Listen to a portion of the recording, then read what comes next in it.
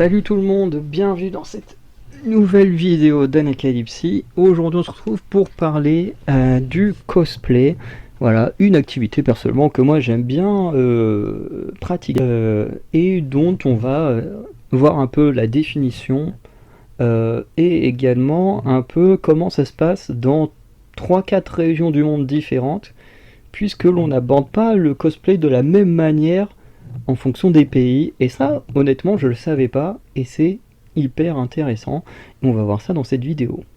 Donc le terme cosplay, je parle bien du terme et non de l'activité. D'où ça vient? Le terme cosplay du coup est un mot anglais composé du mot costume et play. Donc voilà. Qu'est-ce que j'ai marqué? Le film? Ça a aucun sens ce que j'ai écrit. Du coup, le terme est inventé en 1984 à Los Angeles par Nobuyuki Takahashi, ce dernier qui a assisté à la 42e édition de la World Science Fiction, une convention de la Worldcon, et il y verra des fans costumés et décidera d'en parler dans le magazine japonais My Anime. Il décidera donc d'inventer le mot cosplay pour remplacer le mot déjà existant en anglais, masquerade, qui se traduit par costume aristocratique. Mais n'étant pas ce qu'il a vécu à la Worldcon, il décide de créer le mot cosplay. Et je précise bien que c'est le mot qui est inventé, puisque l'activité de faire du cosplay, contrairement à ce qu'on imagine, ne vient pas du tout du Japon. D'autres termes assez proches, nous avons le terme costumade, qui a été proposé en février 2010 par OQLF, donc l'Office québécois de la langue française, en termes de traduction du mot cosplay, et pour désigner le fait de se déguiser en un personnage de fiction. L'OQLF a aussi proposé des termes de costumadier et costumédien, donc pour ceux qui pratiquent l'activité. Et c'est vrai que les Québécois aiment bien mettre plein de mots différents pour un même truc, pour avoir travaillé sur la féminisation des mots. J'ai vu des trucs au Québec, c'est très drôle. Moi j'aime beaucoup regarder les mots au Québec, c'est vraiment hyper intéressant. En France, du coup, nous avons la commission d'enrichissement de la langue française qui a proposé le terme de costumade également, selon le journal officiel en octobre 2011, mais pour le rassemblement qu'amène le cosplay, et non pour l'activité en elle-même, si j'ai bien compris. Du coup, on va parler maintenant des régions où est pratiqué du coup le cosplay. Donc on commence par le Japon, puisque le Japon, c'est là-bas qu'on doit le terme, mais pas l'activité. Mais c'est quand même intéressant de voir comment ça se passe comme activité là-bas. Donc, les cosplayers ne participent pas à des concours et ne doivent pas se faire photographier en dehors des espaces réservés lors des conventions pour ne pas déranger les non-cosplayers. Ça, c'est une très bonne chose. Ils ont donc un espace réservé pour qu'on puisse les photographier, et il y a également des échanges de cartes de visite dans cet espace entre cosplayers, photographes, avec des sites internet, bref, pour que chacun s'y retrouve. Il existe aussi des lieux publics à Tokyo comme Harajuku et Shinjuku qui sont apparemment réputés pour recevoir des cosplayers en fin de semaine. Alors moi c'est des données que je trouve, mais je connais pas trop le Japon et j'avoue que c'est un pays qui m'intéresse pas plus que ça.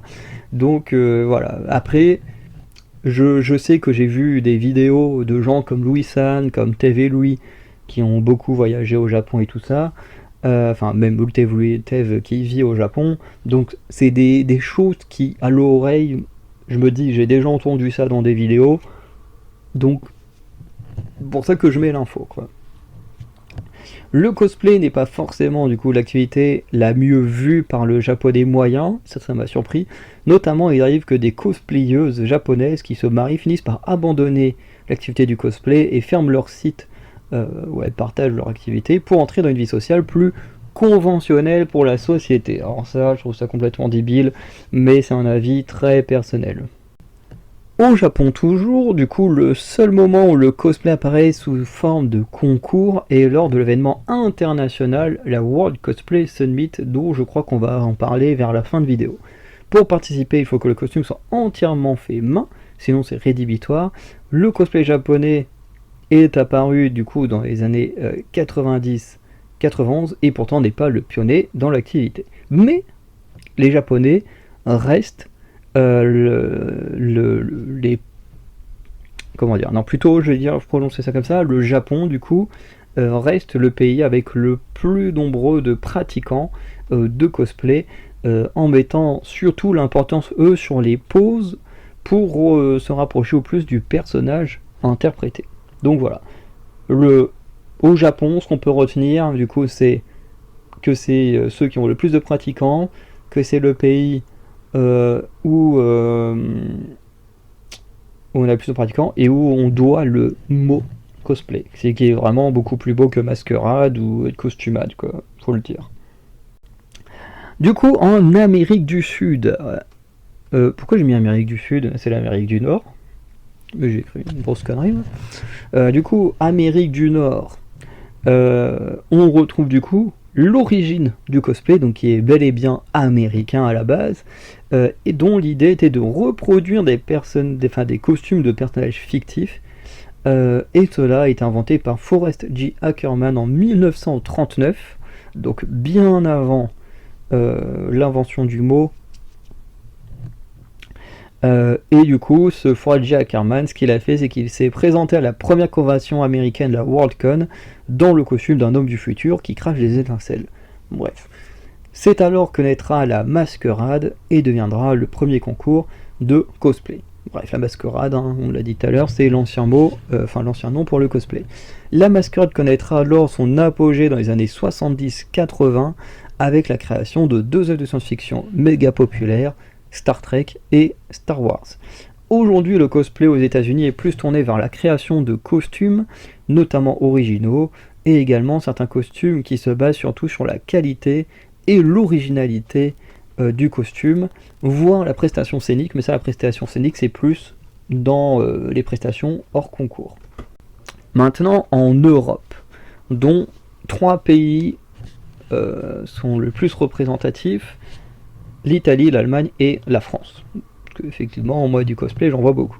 Donc le cosplay prend une dimension plus théâtrale, la qualité des costumes est importante, mais pas autant que la prestation scénique. Et effectivement, quand j'étais au Geek Days l'année dernière, c'est vrai que je voyais les gens, à chaque fois ils venaient sur scène, ils jouaient un petit truc et tout pour se montrer, mais les costumes n'étaient pas forcément les plus beaux, faut l'avouer. Mais c'est vrai qu'ils étaient juste là, ils kiffaient leur moment, à jouer leur personnage et tout. C'était sympa. On demande du coup aux cosplayers alors de faire du roleplay, ou soit de mimer des combats, des dialogues ou de la chanson. Alors moi, la chanson, heureusement, il n'y en a pas eu, mais le reste, oui, j'en ai vu. Bien qu'il existe un côté très compétitif chez les cosplayers, la victoire n'est pas le plus important, mais le fait d'être libre d'exercer leur passion. L'ambiance y trouve alors bon enfant, et certains cosplayers d'ailleurs ne participent à aucun concours. Pour la plupart du coup des cosplayers, la qualité du costume reste tout de même important, au point de créer leurs costumes jusqu'aux armes et bijoux et à les utiliser au minimum un minimum de fois, histoire qu'à chaque concours ils aient un truc différent. C'est d'ailleurs mal vu d'utiliser en concours un cosplay déjà utilisé ou avec des éléments qui ont été achetés au lieu d'être fabriqués. Alors ça, à mon avis, c'est pour les gens quand même qui ont les moyens, hein, parce que pour moi-même faire un peu de cosplay, ça coûte méga cher déjà de pouvoir acheter ce qu'il faut pour le créer. Ensuite, il faut quand même des machines pour créer. Je veux dire, une machine à coudre, ça coûte pas 10 euros. Puis il faut savoir coudre. Le tissu, ça coûte très cher aussi. Enfin bref, c'est quand même une activité qui est pas donnée à tout le monde, je trouve. Pour ça que moi je fais du cosplay avec des autres choses que j'achète directement. Mais voilà. Enfin, et puis de toute façon, moi je fais pas de concours. Moi je m'éclate juste et puis c'est tout. Du coup, toujours en Europe, donc si le cosplay a été acheté et non créé par le cosplayer, alors ce dernier ne peut pas participer au concours.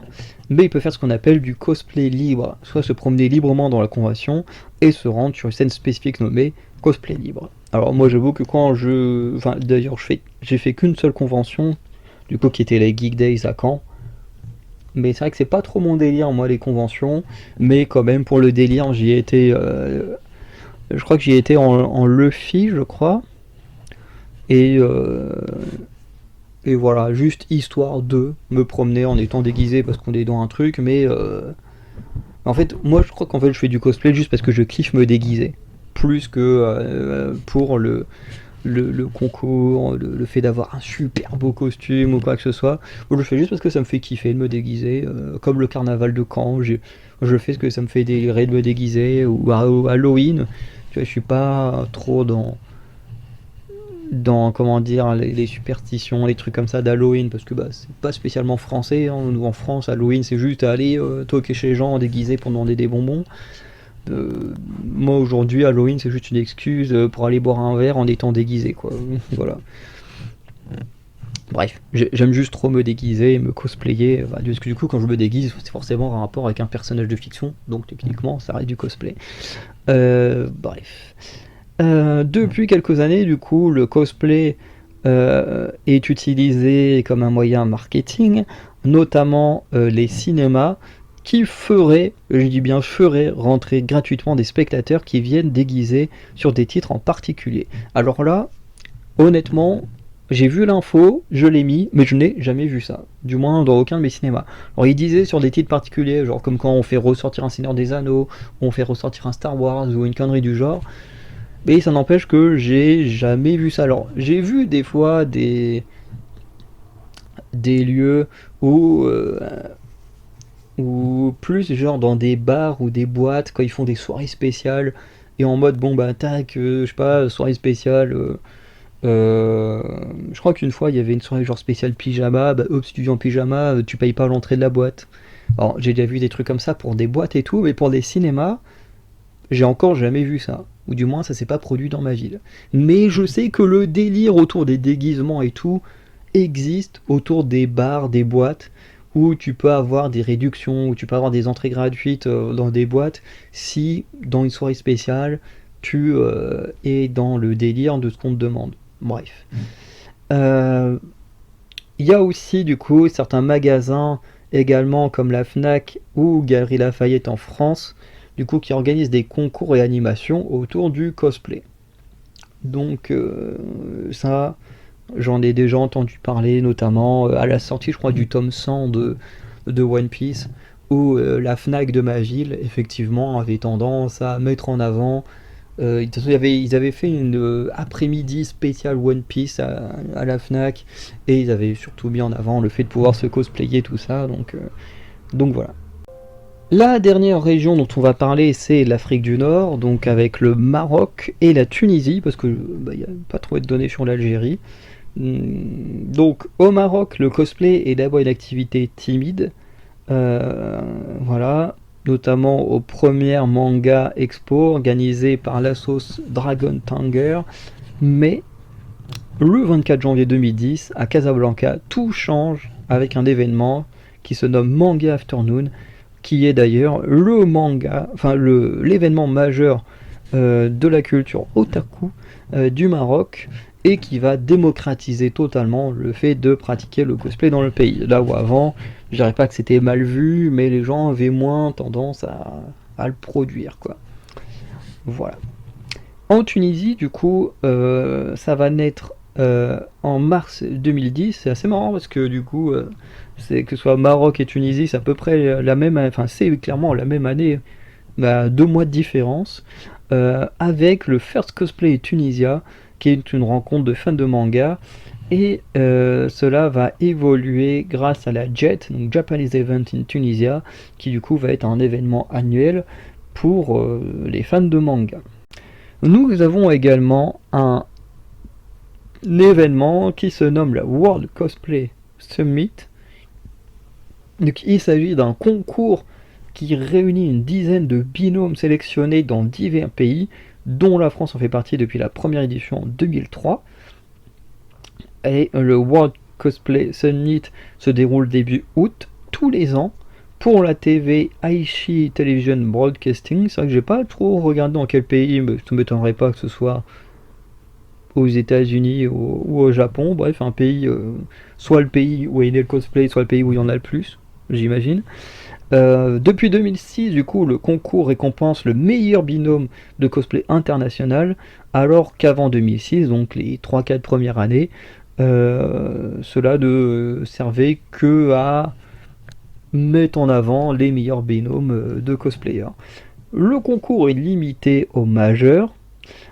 Il est obligatoire de choisir une œuvre japonaise, alors ça je trouve ça con. Et encore pire, il faut faire un costume lié à une licence de la Shueisha. C'est, pour moi, c'est du n'importe quoi. C'est du n'importe quoi. Genre, le cosplay, dans sa création, c'est se déguiser en un personnage de fiction. Fiction. Comics, cinéma, séries télé, manga, webtoon, BD, bah, y a, roman, tu peux essayer de créer un cosplay à partir d'un roman, genre on a des cosplays de personnages du Chevalier d'Émeraude notamment, qui sont vraiment stylés au Canada.